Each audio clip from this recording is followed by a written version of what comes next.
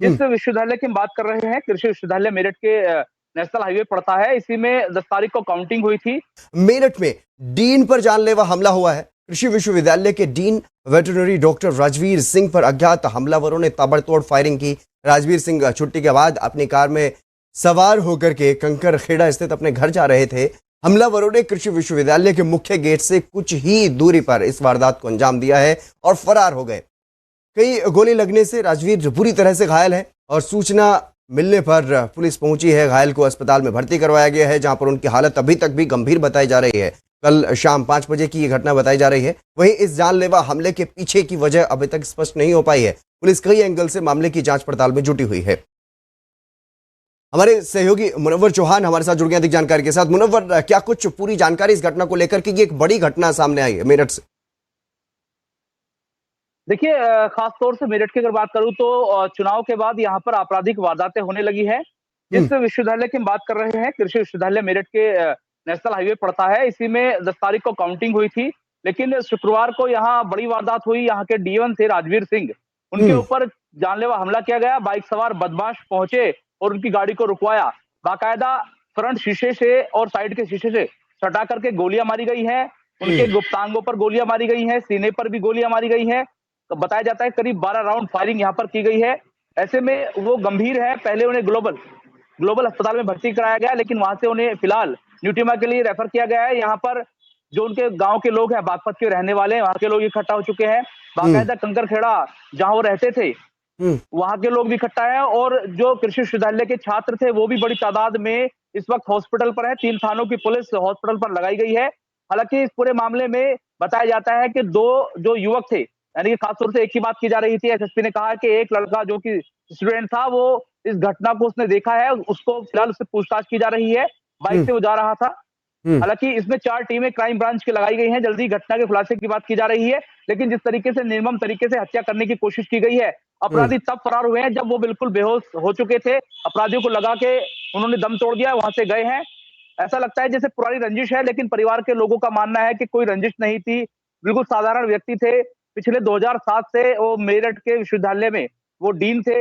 हालांकि किसी तरह की रंजिश नहीं है, लेकिन जो उनका फोन था उसको फिलहाल कब्जे में लिया गया है। उसके लॉक को खुलवाया जाएगा और उसके लॉक खुलने के बाद ये कोशिश की जा रही है कि अपराधियों तक पहुंचा जाए। हालांकि पुलिस कई एंगलों पर जांच कर रही है। माना यह भी जा रहा है कि हो सकता है कि पारिवारिक कोई मामला हो और अपराधी कहीं ना कहीं सुपारी किलर हो। तमाम चीजों पर हालांकि यहाँ पर जांच चल रही है, लेकिन सबसे मुनव्वर, इस बारे में क्या कुछ जानकारी है? क्या जो डीन राजवीर हैं वो क्या राजनीतिक गतिविधियों में सक्रिय रहे हैं? क्या चुनाव से इस मामले को जोड़ करके देखा जा रहा है? देखिए, अभी पुलिस इस तरीके की बातों से इनकार कर रही है और राजनीति की अगर बात की जाए तो फिलहाल उनका कोई मामला नहीं बताया गया है। हालांकि क्योंकि वहां काउंटिंग हुई थी और काउंटिंग के 1 दिन बाद इस तरह की घटना हुई है, तो कई जानकार ऐसा मान रहे हैं कि कहीं ना कहीं राजनीतिक से प्रेरित होकर इस घटना को अंजाम दिया गया होगा। लेकिन माना यह भी जा रहा है कि जिस तरीके से उन पर गोलियां चलाई गई हैं, करीब 12 राउंड फायर किया गया है, उनके गुप्तांगों पर भी जो है गोलियां मारी गई हैं, तो कहीं ना कहीं जो निर्मम हत्या करने की कोशिश की गई है, पुरानी रंजिश यहाँ पर बताई जा रही है। लेकिन पुलिस कई एंगलों पर काम कर रही है। परिवार के लोगों ने साफ कहा है कि कोई रंजिश नहीं थी। उनके एक बेटा है जो एमबीबीएस है, वो मुजफ्फरनगर के बुढ़ाना में तैनात है। उनकी बेटी है, वो भी एमबीबीएस कर रही है शुभारती से। उनकी पत्नी है। एक सिंपल साधारण परिवार है, पढ़ा लिखा परिवार है। रंजिश की कोई बात तो नहीं है, लेकिन पुलिस कई एंगलों पर जांच कर रही है। क्या क्या यूनिवर्सिटी में कोई इस तरीके का पहले विवाद सामने आया जो जिसमें वो सक्रिय रहे हो, या उनके खिलाफ कोई लॉबी चल रही हो?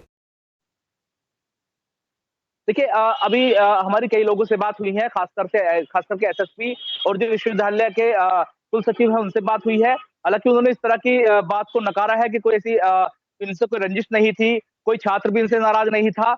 लेकिन जिस तरीके से बताया था, एक लड़का अंगोछा डाला हुआ था, दूसरे लड़के ने हेलमेट लगाया हुआ था। उन्होंने अपनी पिस्टलें निकाली हैं और पहले फ्रंट से वार किया, फिर साइड से वार किया। उन्होंने पूरी कोशिश की कि डीन की डेथ कर दें, डीन को मार दें, लेकिन डीन जैसे बेहोश हुए, उनको लगा कि डीन मर चुके हैं, तभी वहां से फरार हुए हैं। जिस लड़के ने उस पूरी घटना को देखा, उसने तमाम चीजों को बताया, तब जाकर के पुलिस पहुंची। माना यह जा रहा है कि रंजिश भी हो सकती है और ये भी हो सकता है कि कोई अंदर खाने इनसे कोई मुखालफत रखता हो, इनसे कोई रंजिश रखता हो। लेकिन पुलिस कई एंगल पर जांच कर रही है। 4 टीमें इसमें लगा दी गई हैं, जिसमें क्राइम ब्रांच की टीम भी है, एक्सपर्ट्स लगाए गए हैं जो कि फोन के माध्यम से भी जो फोन कॉल है उनको ट्रेस करने की कोशिश कर रहे हैं। हर तरीके से जांच की जा रही है। एसएसपी का कहना है कि जल्दी खुलासा कर दिया जाएगा। लेकिन हैरत की बात यह है, जिस तरीके से उत्तर प्रदेश में चुनाव हुए हैं, सरकार दोबारा से भाजपा आई है, ऐसे देखा जा रहा है कि पश्चिम उत्तर प्रदेश के कई इलाकों में इस तरह की वारदात हुई है, जो आपराधिक घटनाएं हैं, जो कई सवाल खड़े करते हैं। हालांकि मेरठ में देखा गया है कि मेरठ में कल भी एक बच्चे पर वार किया गया, जिसके पेट को चीर दिया गया, उसकी हथेलियां बाहर आ गई।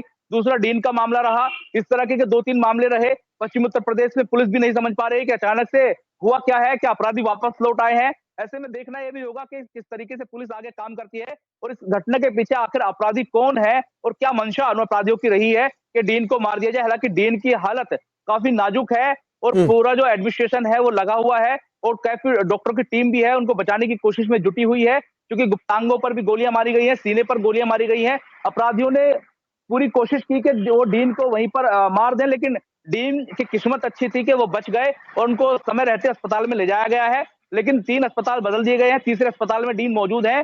देखा यह जा रहा है कि किस तरीके से डीन को बचाया जाए और किस तरीके से अपराधियों तक पहुंचा जाए। जी। लेकिन अगर मुनव्वर बात की जाए, क्योंकि जिस तरीके से आपने बताया कि वहां पर हमला जब हुआ तो कुछ लोगों ने वो हमला देखा भी है, चश्मदीद भी हैं इस हमले के। 2 लड़के बताए जा रहे हैं जिन्होंने हमला किया। वो 2 लड़के क्या यूनिवर्सिटी के छात्र रहे हैं या कोई बाहर से कोई अज्ञात बदमाश?